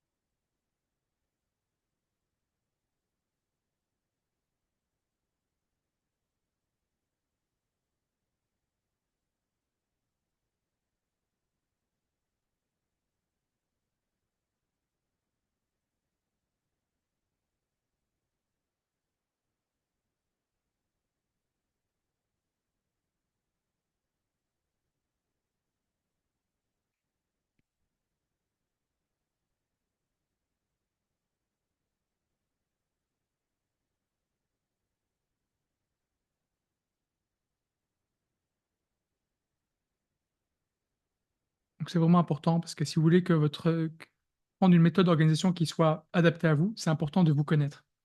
De connaître quand vous êtes capable de donner le maximum, donc les zones vertes, quand vous êtes capable, enfin en tout cas, vous n'avez pas la capacité de donner le maximum, plutôt les zones rouges, de vous connecter à vos contraintes. Donc peut-être d'ailleurs que vous ne vous étiez peut-être pas posé la question jusqu'à présent, et peut-être que l'exercice n'est pas si facile que ça, parce que du coup, bah, c'est peut-être une question que vous ne vous étiez pas forcément posée, et de vous fixer un peu des limites, des contrats, je pense que c'est important aussi.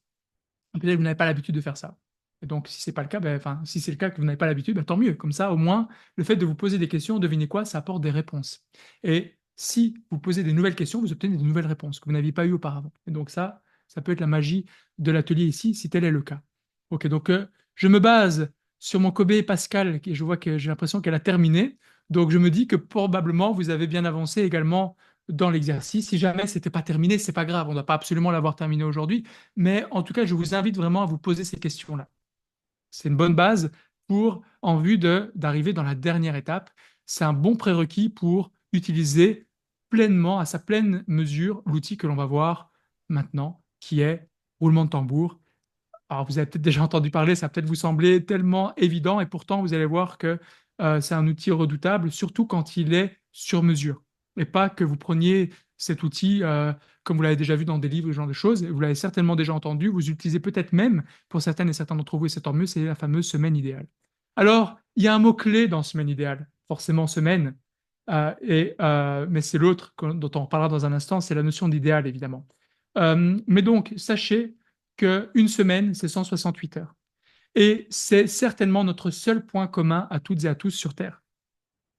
La différence, évidemment, c'est comment on utilise ce temps, ce qu'on décide d'en faire. Est-ce qu'on est préventif? Est-ce qu'on définit à l'avance comment on va utiliser ce temps avec des choses qui sont pertinentes, importantes pour nous? Ou est-ce qu'au contraire, on va laisser les autres ou le hasard le remplir? Forcément, les résultats seront différents. Je pense que c'est assez évident. Et donc, faites attention à qui vous donnez le contrôle de ce précieux temps qui est le vôtre. Donc, je disais aussi que la semaine idéale, c'était une semaine idéale. Alors attention, ne rentrez pas dans l'excès de perfectionnisme ou de rigidité. Ne soyez pas emprisonné par l'outil. C'est pas la semaine que vous devez absolument respecter chaque semaine, à la moindre minute, sinon c'est la catastrophe. Absolument pas. C'est un cadre de référence. Elle prend en compte, un, vos niveaux d'énergie, deux, les choses importantes à réaliser, etc. Et vous les articulez de la meilleure manière pour vous pour que ce soit épanouissant.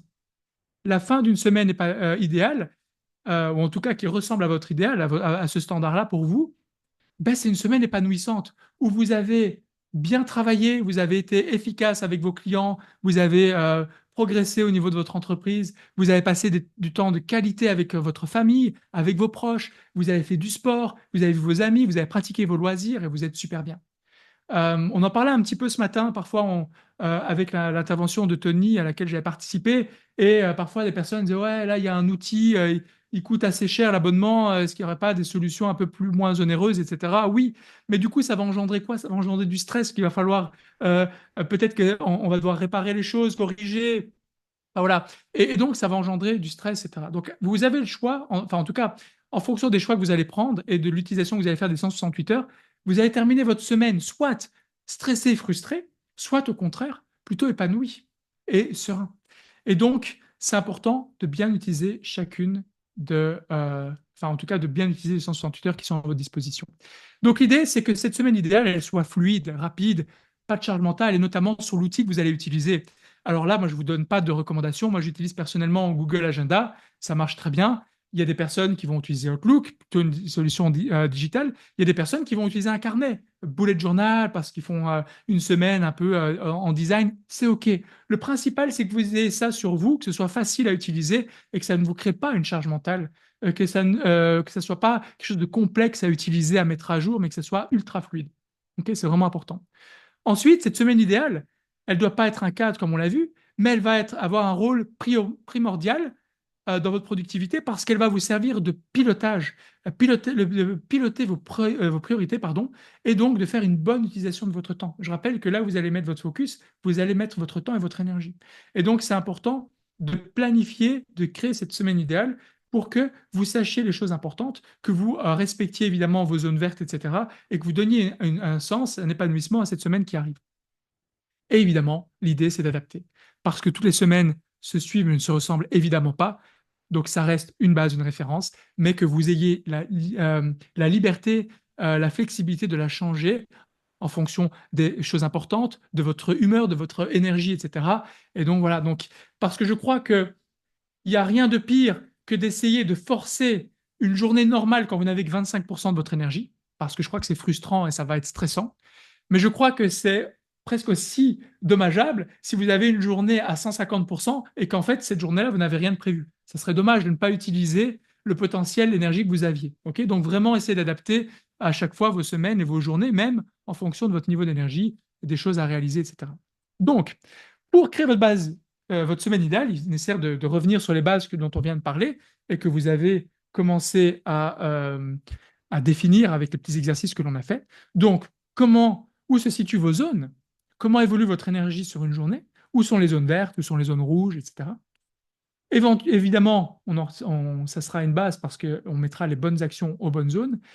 Donc, définissez vos contraintes, vos limites. Donc, cette semaine idéale doit être le reflet de ces contraintes et de ces limites.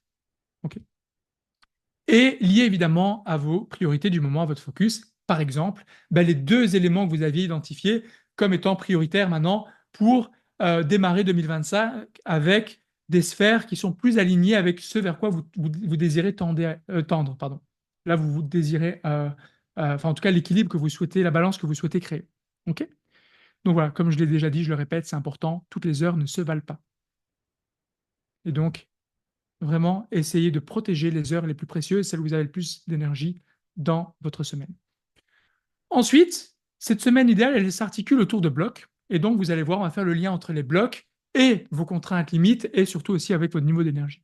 Alors, vous allez voir, ça paraît peut-être très simple, mais comme toute chose, comme toute compétence, quand on apprend à l'utiliser, il y a des nouvelles choses, etc. Vous allez voir qu'à force de l'utiliser, on ne peut plus simple comme outil.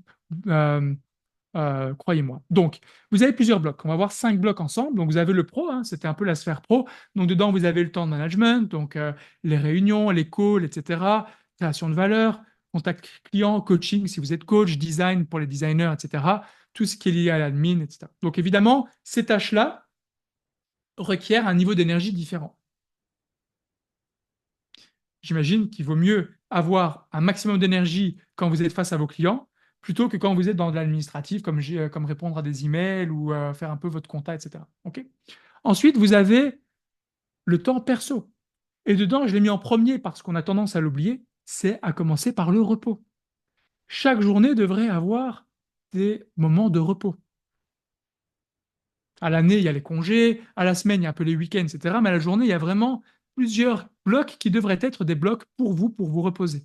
Aller bouger, respirer, vous hydrater, ce genre de choses. Okay. Ensuite, dans les blocs perso, vous allez retrouver tout ce qui est lié au sport, au loisir, aux amis, etc. Puisque j'ai fait la distinction de mettre les amis plutôt dans le perso et un bloc plutôt famille pour le temps en couple, avec votre partenaire ou avec les enfants, si vous avez des enfants, évidemment. À côté de ça, il y a 2 autres blocs qui sont importants. C'est le bloc tampon. Donc, je vous expliquerai mon schéma à droite après avoir présenté les 5 différents types de blocs. Le bloc tampon, c'est le bloc qui est là, qui va vous servir de soupape. Alors, ce n'est pas pendant le bloc tampon où vous allez devoir gérer vos imprévus, mais si vous avez des imprévus, et on a toutes et tous des imprévus, surtout dans la vie d'entrepreneur, elle est faite de nombreux imprévus. Et donc, l'idée, ce n'est pas de traiter les imprévus pendant le bloc tampon. Le bloc tampon sert de réserve pour refaire des choses qui pourraient avoir été mises à mal parce que justement un imprévu ou une urgence est venu s'intercaler dans votre agenda. Et donc comme ça, vous avez quand même ce petit temps à votre disposition pour récupérer, refaire des choses importantes qui ont peut-être été mises de côté par rapport à une urgence qui est venue s'intercaler, qui n'était pas prévue. Et enfin, les routines. Alors c'est très très important. De nouveau, je n'aurai pas le temps d'entrer dans les détails des routines, mais croyez-moi, toutes les personnes qui réussissent, que ce soit dans le sport, dans tous les domaines, dans l'entrepreneuriat évidemment, c'est des personnes qui ont des routines, notamment les routines le matin pour bien démarrer la journée, des routines du soir pour bien s'endormir, et notamment aussi, moi j'aime beaucoup, c'est la routine de fin de journée, que j'appelle mon sas de décompression, que je fais en général, vous verrez là sur le schéma, en général il est, on va dire entre 17h30 et 18h en général, ça peut être un quart d'heure, une demi-heure, mais c'est vraiment pour couper, pour être sûr que je laisse le boulot au boulot et que je rentre dans la vie un petit peu plus familiale. Donc ici, c'est évidemment la semaine où je n'ai pas ma fille qui est représentée et qui me permet justement de ne pas ramener de boulot à la maison. Ça fait une coupure nette. Alors, c'est valable évidemment si vous travaillez dans un coworking, dans un bureau, que sais-je, mais c'est peut-être même encore plus vital pour les personnes qui travaillent essentiellement de la maison. Parce que forcément, si on est 24 heures enfin, allez, on va dire 16 heures en éveil, enfin oui, 24 heures parce qu'on dort dans la maison, mais vous êtes 24 heures dans la maison, à un moment donné, ça devient dur de distinguer le boulot du pro, du perso, enfin, le pro, pardon, du perso. Et donc, c'est important de marquer cette transition. Et donc, rien ne vaut d'aller se balader, faire un tour, etc. Vous changez les idées pour revenir en mode, c'est fini. Maintenant, je suis en mode fin de journée, en mode famille, en mode couple, etc. OK? Donc, voilà. Donc, n'hésitez pas à venir mettre ces routines dans la journée. Alors, voyez ici, dans le schéma que j'ai, rapidement, euh, il y a une personne, voilà, je pense que tu as vu. Donc, vous voyez, j'ai mis en vert les zones qui sont mes zones vertes, j'ai mis en rouge mes zones rouges et donc en jaune les autres zones intermédiaires. Vous voyez que je réserve le pro, en tout cas tout ce qui est la création de valeur entre 10 et 12 en général. Mon entraînement sportif plutôt entre 18 et 19, l'autre moment où j'ai un pic d'énergie. Vous voyez que le matin, je suis assez faible en énergie, justement, donc je mets une routine en place chaque matin pour justement me mettre en énergie. J'ai aussi, après la pause déjeuner, j'ai un moment un petit peu plus down. Et donc, vous voyez que j'ai du temps pro ici en rouge qui correspond un petit peu, c'est là où je vais traiter mes mails, où je vais faire les choses un petit peu à faible, où j'ai, enfin, en tout cas, pas forcément besoin d'énergie pour les traiter. J'ai ma zone tampon ici en fin de journée, 17h30 environ. J'arrête à 17h30 et je m'octroie une demi-heure de tampon. Si je l'utilise, j'utilise. Si je l'utilise pas, eh ben, j'ai plus de temps perso pour moi. Donc, j'aime bien mettre un tampon tous les jours. Il y a des personnes qui mettent des demi-journées. Enfin voilà, bon, c'est propre à chacun. Puis après, je partage le reste du temps pro avec des autres choses. Voilà, par exemple, ici, le matin, en général, entre 8 et 9, après ma routine du matin, je suis plutôt en mode LinkedIn, parce que voilà, c'est le média sur lequel je suis un peu plus présent, etc. Je fais un peu ma veille sur LinkedIn, mon post, le suivi, les commentaires, etc., etc. OK? Donc, à vous d'adapter votre semaine, de créer cette semaine selon vos besoins, vos contraintes, vos limites et vos niveaux d'énergie. Et d'y associer le bon type d'activité. OK? Hop. Donc, comment la construire très rapidement? Donc, cette semaine, je rappelle, ce n'est pas absolument à réaliser chaque semaine. C'est un cadre de référence sur mesure pour vous, qui dépend donc de vos moments d'énergie, des zones, les contraintes. Je répète, mais je crois qu'au moins, il vaut mieux que je dise une fois de trop qu'une fois pas assez. Donc, vous allez mettre en priorité donc, les choses importantes, que ce soit au niveau pro, au niveau perso. Et ça, surtout si ça demande de l'influx, surtout les prioriser dans les zones vertes. Ensuite, vous allez mettre les autres rendez-vous qui sont nécessaires, peut-être plutôt dans le jaune, autres tâches peut-être un petit peu moins énergivores dans le rouge, etc. Et vous allez tester. C'est important. Tester cette semaine idéale. Vous allez voir, tiens, là, ça marche pas. Tiens, je vais peut-être mettre une autre. Ouais, je respecte pas assez ma contrainte, peut-être pas assez mon niveau d'énergie, ou je la change trop régulièrement. Et donc, vous allez itérer, ajuster, personnaliser, améliorer, etc., jusqu'à ce que vous trouviez la semaine qui vous correspond le mieux. Celle qui, quand vous la terminez, vous permet d'être épanoui. Parce que vous avez été efficace au niveau du boulot, vous avez vous avez apporté la valeur à vos clients, vous avez voilà, amélioré votre visibilité, que sais-je, vous avez passé du temps en famille et vous avez aussi eu du temps pour vous, pour faire du sport, pour avoir un meilleur niveau de santé, un meilleur niveau d'énergie, etc., ce qui est fondamental aussi. Bref, une semaine que vous terminez avec les trois au top, l'énergie, l'efficacité, l'épanouissement. OK? Donc, la semaine idéale, à quoi ressemble-t-elle aujourd'hui? Est-ce qu'elle est épanouissante? Eh bien, voilà, ce que je vous propose, en fait, à chacune, à chacun, ça va être de réaliser votre semaine idéale. Mais donc, avant de vous proposer l'exercice, on ne va pas le faire ici, parce que ça prendra trop de temps. Je préfère qu'on ait du temps pour les questions-réponses, mais je vous invite vraiment à créer la semaine idéale avec les réponses que vous avez obtenues aux questions que vous êtes posées plus tôt dans l'atelier. Mais pour que cet outil tienne dans la durée, c'est important, hein, ce n'est pas juste utiliser la semaine idéale une semaine et puis la semaine d'après ne plus utiliser. Il y a quand même deux, trois petites choses. Je rappelle que vous devez idéalement utiliser un outil qui soit facile et fluide, que vous rappelez bien qu'il n'y a pas de perfectionnisme à aller chercher. Il y a juste essayer de faire le mieux d'utiliser un cadre de référence pour que vous puissiez être à la fois efficace et épanoui. Et donc, voilà, d'utiliser cette semaine non pas comme un cadre rigide, mais vraiment comme une référence. Et surtout, que vous testiez la méthode, que vous essayez de la personnaliser, l'adapter au mieux pour vous. Enfin, dernier élément, et pas des moindres, on a tendance à se rappeler des éléments négatifs, parfois au détriment de la célébration de victoire, de progrès. À chaque fois que vous allez réaliser des progrès, que vous allez avoir des bons moments, n'hésitez pas à les célébrer, à les noter même dans un carnet si ça peut vous aider. Même les plus petites victoires, c'est vraiment important de pouvoir justement aller chercher un peu la dopamine justement sur les succès que vous avez eus et ça va vous motiver à continuer à utiliser la semaine parce que, ah ben tiens, en étant bien organisé, ben, j'ai réussi à passer des bons moments en famille, j'ai réussi à avancer au niveau boulot, etc. C'est des petites victoires qui vont faire que, bah oui, ça fonctionne pour moi, c'est génial et c'est vraiment un des meilleurs moyens pour maintenir cette méthode et cet outil dans la durée. Voilà, n'oubliez jamais cet état d'esprit du Kaizen qui est toujours meilleur, jamais parfait. Donc voilà, pour l'exercice. Donc créez votre semaine idéale, mais je pense que l'idée, c'est de le faire après, on ne va pas le faire maintenant. Donc voilà, en fonction des éléments que vous aviez préalablement définis dans les exercices que l'on vient de voir. Donc, en résumé, 3 messages clés qui pour moi sont fondamentaux à la fin pour clôturer donc cet atelier, cette masterclass, c'est votre temps est limité. Enfin, voilà. Choisissez avec intention ce que vous décidez d'en faire. Ça vous appartient. Et c'est très personnel d'ailleurs. Votre productivité, c'est reprendre le contrôle de 3 leviers. Votre focus, définir là où vous voulez aller, vision, objectif. Alors, ça n'a pas été le cadre de cette masterclass. On n'a pas vu un peu comment définir une vision personnelle, professionnelle, des objectifs, etc. L'énergie aussi, pareil, ça n'a pas été le but, mais c'est vraiment de faire en sorte que vous ayez un bon niveau d'énergie par le fait de bouger, de bien vous alimenter, de bien vous reposer, etc. Et un système d'organisation, on en a vu un parmi tant d'autres avec la semaine idéale, et donc aussi qui soit lié à votre propre personne, vos propres contraintes. Et voilà, donc cette semaine idéale qui correspond finalement à votre boussole pour vous assurer chaque jour, chaque semaine, de donner le sens qu'il mérite à votre temps. Et j'ai commencé par le stoïcisme avec le Memento Mori, et je clôture avec une citation de Sénèque, un des grands stoïciens. Ce n'est pas que nous ne disposons de peu de temps, mais c'est que nous en perdons beaucoup. Et voilà. Merci beaucoup, Simon. Plaisir. C'était vraiment super. Euh, alors, je vais me proposer de regarder un petit peu les petites questions dans le chat. Cécile qui disait, on pourrait ajouter, quand tu étais en train de parler des sphères, tu avais les 3 sphères, hein, perso, pro, social ou famille, une 4e sphère qui était la perte de temps. Est-ce que...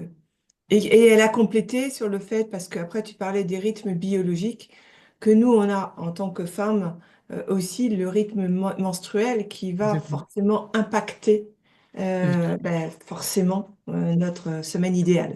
Ouais, c'est sûr. Ça, c'est clair que le cycle, oui, c'est important parce que justement, ben, il y a des fluctuations énergétiques qui sont dues justement aux 4 phases du cycle menstruel et c'est vraiment fondamental, effectivement, de bien, pour vous, mesdames, évidemment, le prendre en compte lorsque vous allez établir vos semaines. Chaque semaine sera un peu différente en fonction, évidemment, de la situation dans le cycle. Alors, évidemment, je ne suis pas rentré dans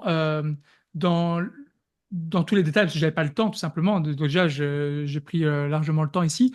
Par rapport à la question des pertes de temps, en fait, on peut perdre du temps à tous les niveaux. On perd du temps pendant qu'on est dans la sphère pro, on peut perdre du temps pendant qu'on est dans la sphère perso, on peut même perdre du temps dans la sphère familiale. Pensez un petit peu à ces personnes. Quand vous allez au resto, vous voyez des familles ou des couples qui sont devant leur téléphone. Pour moi, c'est un peu perdre du temps, alors qu'on pourrait créer des choses, des bons souvenirs, etc. Et donc, oui, évidemment, après, il y a toute la notion de s'assurer qu'on fait les bonnes choses, le 80-20, hein, focaliser notre temps sur les éléments qui apportent 80% évidemment de la valeur. Je ne suis pas rentré dans ce niveau d'état, effectivement, mais je pense qu'il y a des connotations bien, enfin, temps à valeur ajoutée, perte de temps dans chacune des sphères que l'on a vues. Et d'ailleurs, c'est vrai qu'il existe d'autres sphères. On aurait pu mettre la sphère spiritualité, santé, enfin voilà, on aurait pu décupler les sphères. J'ai voulu keep it simple, stupid, comme pour une des présentations un peu plus tôt dans la journée, pour que ça puisse être. Comme on est dans la période du temps, justement, où tous les jours, on voit bien que cet horaire-là fait qu'il y a moins de personnes. Surtout, profitez-en pour ouvrir votre micro et éventuellement poser vous-même vos questions parce que, voilà, là j'ai pris la question de Cécile, mais je suis sûre que Cécile aurait pu le dire encore mieux que moi. Donc surtout, vous n'hésitez pas. Je pense que c'est au moins l'avantage quand on est un petit comité, si je puis dire. Euh, il y On a avait, également... Comment? ben, j'allais rebondir sur la question de Jasmine. Alors, vas-y, je te laisse. D'accord. Donc, on avait Jasmine qui se posait la question, qu'encore se former est un réel plaisir. On le met dans la case travail ou loisir? Je me pose toujours Euh, cette question. Alors, c'est intéressant parce que du coup, je vais quand même reparler de cette notion de valeur ou pas. Donc, chaque heure enfin, de votre temps ne se valent pas. Il y a des heures où vous avez plus d'énergie, donc c'est plus valeureuse que là où vous n'en avez pas. Mais chaque tâche aussi, enfin, toutes les tâches sont différentes et toutes les tâches ne se valent pas. Et donc, pour ça, j'utilise une matrice que j'appelle la matrice Valen. Pourquoi? Parce qu'elle prend en compte la valeur d'une tâche et l'énergie qu'elle donne ou qu'elle consomme. Chaque tâche va plutôt nous donner de l'énergie ou nous en coûter, apporter de la valeur ou ne pas apporter de valeur. Et donc, il y a 4 cadrans, enfin, soit. Et merci pour ta question, Jasmine. Se former, c'est un piège. C'est dans la zone que j'appelle le cadran d'investissement. Ça veut dire qu'en général, ça nous apporte de l'énergie, mais ça ne nous apporte pas de valeur immédiatement. Ça nous apporte de la valeur un peu plus tard, quand on sera formé. Et donc, cette formation, soit elle va t'aider à gagner en compétences et donc elle serait alors plutôt intégrée dans la sphère professionnelle parce que c'est peut-être une compétence dont tu as besoin pour, euh, pour donner des services en plus à des prestations différentes ou en plus à tes clients. Ou ça peut être tout simplement pour ton propre développement personnel, apprendre, je sais pas moi, à jouer du piano par exemple, ce genre de choses qui n'a absolument aucun intérêt professionnellement parlant, mais qui pour le coup a un intérêt pour toi parce que ça te permet d'évoluer, c'est un loisir plaisant. Donc, j'ai envie de dire que c'est la nature de l'apprentissage qui va définir si c'est plutôt dans la case travail ou dans la enfin, case ou sphère travail ou loisir. Maintenant, attention à la dispersion. Moi, typiquement, ça a été un de mes pièges au début de ma période d'entrepreneuriat, ça a été de vouloir me former, j'adore me former. Et donc, c'est un cadran piégeux parce que ça donne de l'énergie, en tout cas, moi, ça me donne de l'énergie, mais à un moment, je ne peux pas me former partout. C'est un peu comme si c'était un râteau. Vous voyez, un râteau, c'est des petites piques. Il y en a plein de petites piques, mais elles ne vont pas très loin, contrairement à un javelot. Et donc, dans la formation, ce qui est fondamental, c'est évidemment, je ne vais pas vous dire de ne pas vous former, c'est fondamental.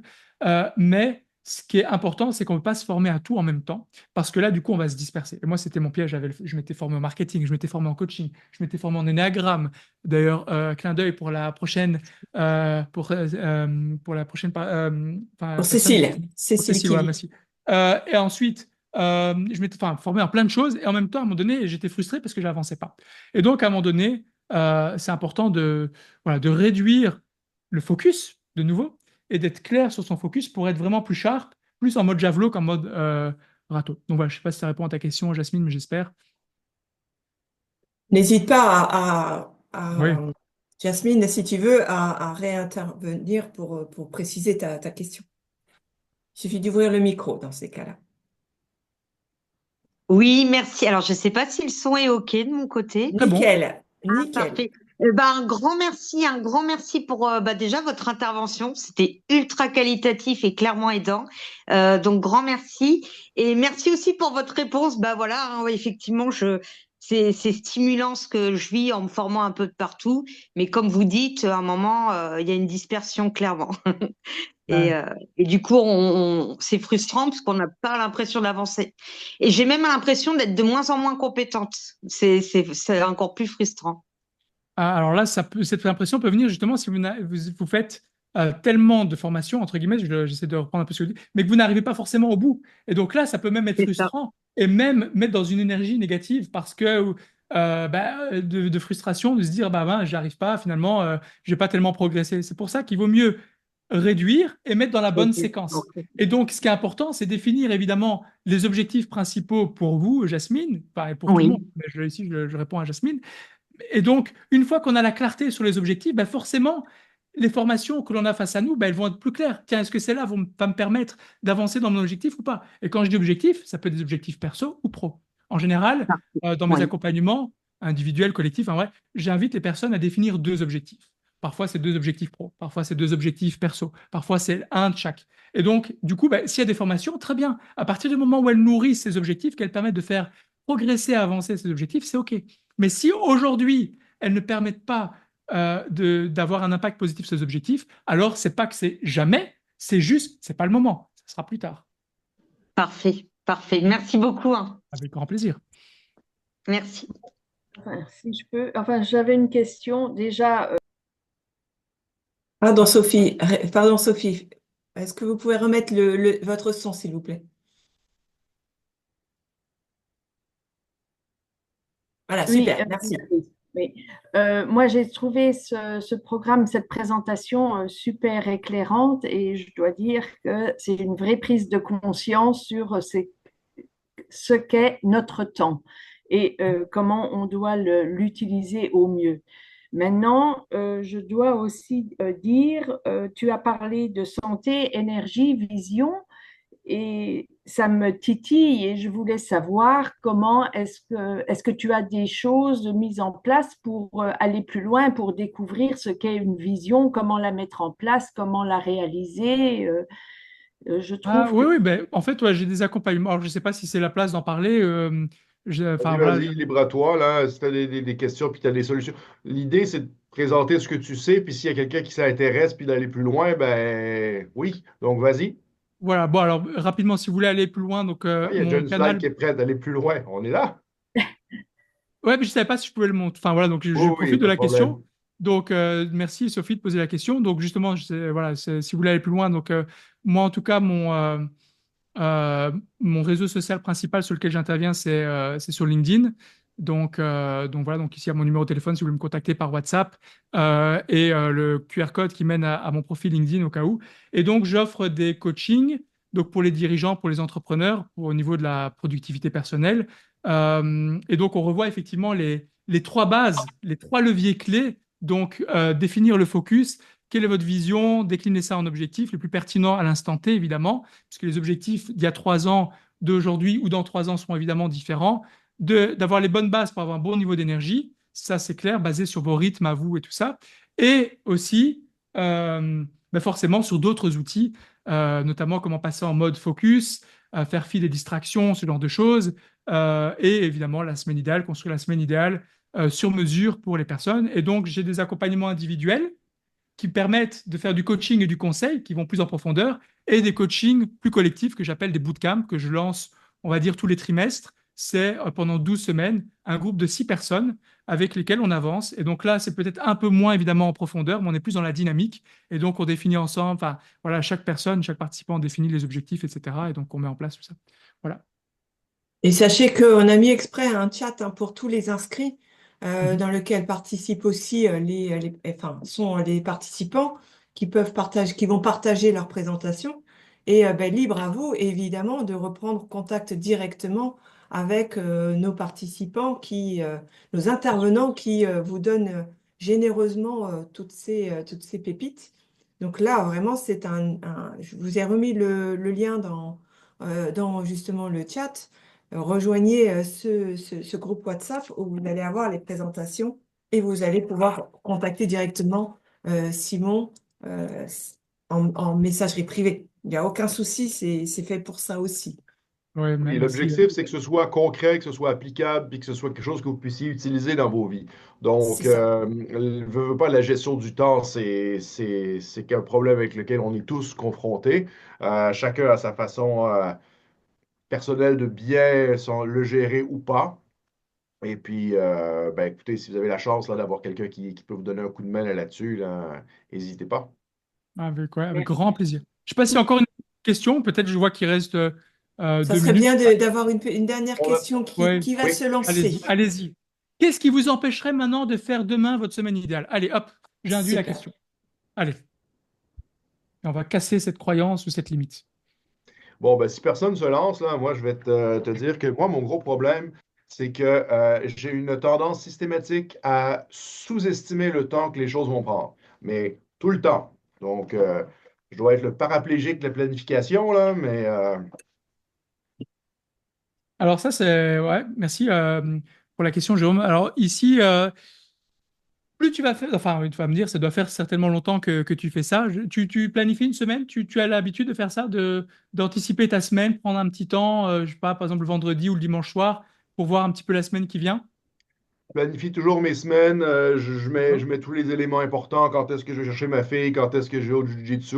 Je me planifie des séances où je vais théoriquement, bon, le gym, le ci, le ça. Quand est-ce que je vais passer du temps? Parce que à peu près toutes les semaines, je vais chez ma mère, je lui donne un coup de main. Toutes D'accord. les semaines ou une semaine sur deux, je vais donner un coup de main à mon père. Je mets les blocs, je mets le boulot, j'ai les rendez-vous. Tout ça, c'est fait. Euh, et après ça, j'essaie de caser le boulot après ça, entre tout ça, OK. en essayant de respecter justement les périodes et tout, parce que bon, ce sont des notions que j'ai déjà explorées là, au fil du temps. Par contre, mon problème, c'est que les tâches débordent tout le temps. Donc, Alors, il y a deux, trois choses qui me viennent en tête, mais c'est intéressant de prendre ce cas-là, si vous me permettez de prendre deux, trois minutes, parce qu'il y a pas mal de choses à pouvoir, enfin, pour répondre de manière qualitative à ton point ici. C'est la première chose, est-ce que tu as déjà essayé d'associer certaines activités à ton niveau d'énergie de la oui, journée? tout à fait. Ok, super. Ensuite, est-ce que ce temps, il déborde parce que ça dépend d'autres personnes ou ça dépend parfois que de toi et toi-même? Les deux. Ok. Est-ce que tu es sujet à la distraction ou au multitâche? Ben, je suis tout à fait capable de faire du multitâche, mais je suis capable de focusser aussi. Disons, dans une journée normale, disons, en journée, je suis très, très multitâche. Moi, je suis extrêmement focus à partir de 10h30 le soir. Là, de 10h30 à éternellement, là, ça, Ok. c'est du focus, là, c'est merveilleux. Sauf que, bon, il y a un envers de médaille là-dessus. Là, tu respectes plus ton horaire là, Ah, de sommeil, de ci, de ça. Le lendemain, tu n'es plus en état pour aller au gym. C'est ça. C'est là que tout se décale. alors, le repos est essentiel parce que ben, Ouais. forcément, si tu es reposé, tu es le lendemain plus alerte et donc forcément plus en capacité de traiter avec efficacité et efficience tes tâches. Le multitâche, même si on a l'impression d'être plus efficace en étant multitâche, cérébralement, non. Surtout si c'est sur des activités qui prennent du focus, qui remplissent, alors je rentre dans les détails, mais l'espace d'attention, c'est notre capacité de focus à un instant T qui varie et donc il est précieux. Et si tu mets plusieurs tâches là-dedans, tu ne peux pas être full focus sur une tâche. Et donc, c'est ce qu'on appelle la loi de Carlson, qui est une loi de productivité, qui explique qu'en fait, on perd plus de temps et d'énergie en faisant des tâches en simultané qu'en faisant une et puis l'autre. Donc déjà, il y a ça. Donc, je t'invite grandement à tester le Pomodoro et te focaliser sur une seule tâche Ouais. par cycle de Pomodoro. Euh, et ensuite, il y a la loi de Parkinson. Forcément, je ne pouvais pas terminer sur ton point sans évoquer cette loi qui est que tu te donnes une demi-heure, 1 heure ou 2 heures pour faire une tâche, tu vas remplir ce temps. Et donc, si aujourd'hui, ta semaine, elle est prévue, mais que tu ne blindes pas les timings de tes blocs que tu as réservés et que tu peux les laisser, entre guillemets, être débordés, que tu ne mets pas une limite claire, comme une deadline claire, par exemple, et là, il n'y a pas le choix, c'est de 11 à 12, par exemple, bim! Eh ben, du coup, tu sauras qu'à midi, tu auras fini. Et donc, un peu plus enfin, tu vois, si tu mets une deadline plus claire et nette, imagine, moi, j'aime bien, je dis souvent aux personnes que j'accompagne, quand, bah, par exemple, ça marche peut-être moins bien sur les entrepreneurs, mais si vous avez des managers ou des directeurs ou ce genre de choses, et que vous avez une réunion, un meeting avec cette personne, vous n'allez pas trop apprécier être en retard ou même ne pas aller à la réunion. Mhm. Pourquoi est-ce que du temps avec vous-même ou sur des choses qui sont importantes pour vous seraient moins importantes que pour un CEO ou un directeur ou un manager ou votre famille? Pourquoi mettre en péril du temps important pour vous et que vous respecteriez par ailleurs pour un manager, etc. Ok. Donc, j'ai pas la réponse à cette question, mais j'aime bien la poser quand même. Parce que du coup, c'est important de sacraliser. Si tu as des moments, des zones vertes, s'il te plaît, enfin, s'il vous plaît à tout le monde, blindez-les, réservez-les, ne les laissez pas se consommer ou par les autres ou par le hasard. Vraiment, essayez de mettre les meilleurs moments, enfin, en tout cas, les meilleures tâches dans ces moments clés pour vous. Et mettez vraiment une deadline et vraiment essayez de le respecter sans distraction, sans multitâche. Et derrière, mettez peut-être des périodes tampons si jamais enfin, vous avez dépassé les timings prévus pour des raisons X ou Y. Bah derrière, vous avez un petit tampon pour rattraper et éviter justement de travailler à 22h30 parce que là, c'est vrai que c'est plutôt le moment de se reposer, même s'il y a des personnes qui ont des cycles plus tardifs. Alors évidemment, si tu as le loisir de te lever plus tard, c'est OK, mais si avec les Non, le enfants, problème, c'est etc., que tu as des justement, non, c'est contraintes ça. sociales, donc tu es mort et tu n'as pas assez de sommeil. Et ça, en plus, le lendemain, ben, ça va t'empêcher d'être Oui. encore plus efficace et efficient. Et donc, ça te mettra peut-être plus de temps pour faire la même tâche que si tu étais reposé. Voilà. Donc, tu vois, c'est un cercle vicieux. Et Oui. c'est pour ça que j'aime bien les coachings individuels, etc., parce qu'on va chercher vraiment les éléments particuliers. Il n'y a pas un outil qui va aller à tout le monde dans l'audience ici. Chaque semaine idéale, elle va être complètement différente pour chacune et chacun d'entre vous.